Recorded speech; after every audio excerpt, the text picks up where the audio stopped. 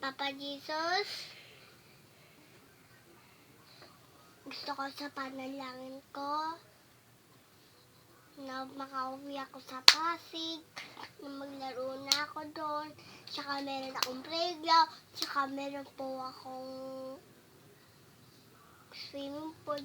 Pagbigyan po kami ng aming palaruan sa Pasig, tapos di swimming pool sa Pasig din. Tapos sa lahat na binibili sa akin ng mga gamit, pag mabait po ako, binibili po sa amin yung mga gamit. Tsaka po, lahat po, gusto ko po